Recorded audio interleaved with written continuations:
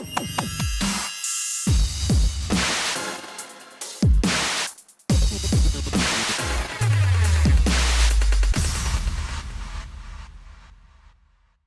you doing, everybody? Jonathan King from the ClinchReport.com and PugilPix.com.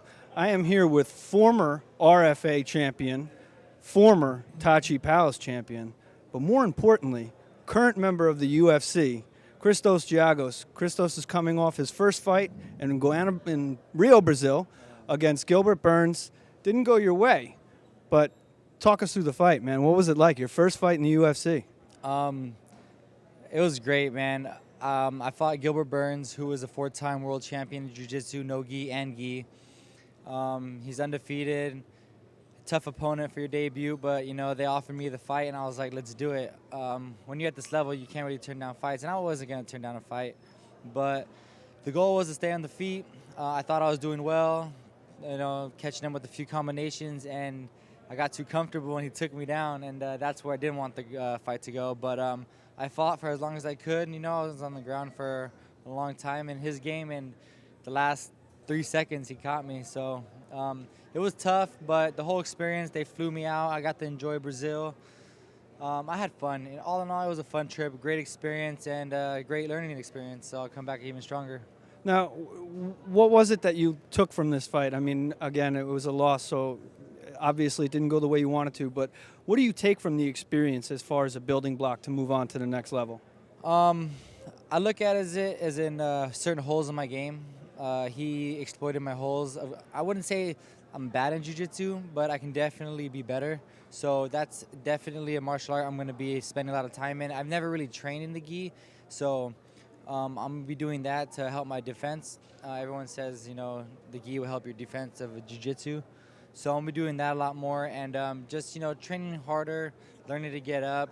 Like I said, the aspects I didn't do so well in the fight, work on those 100%. Now, a lot of people talk about when they make it to the UFC, the bright lights, the noise, the big scene. Did that weigh on you at all? Did that play with your nerves at all? When I got in the ring, I was in Rio, Brazil, so I got booed a lot, you know what I mean? And he's pretty well known in Brazil, so, you know, the crowd went crazy for him. They booed me.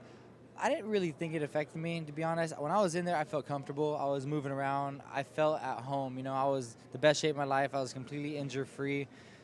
There's no excuses. You know, I thought I actually felt one of the best of any of my fights, to be honest, because I was fighting pretty actively, you know what I mean? So I was really comfortable. It was fresh.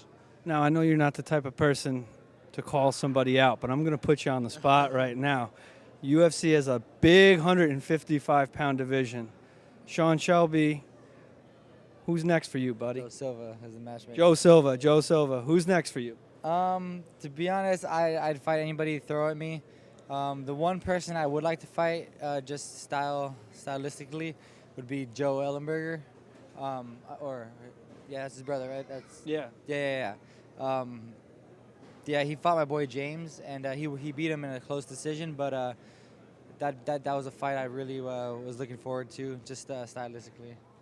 Joe Silva, Joe Ellenberger, Christos Giagos is waiting for your phone call.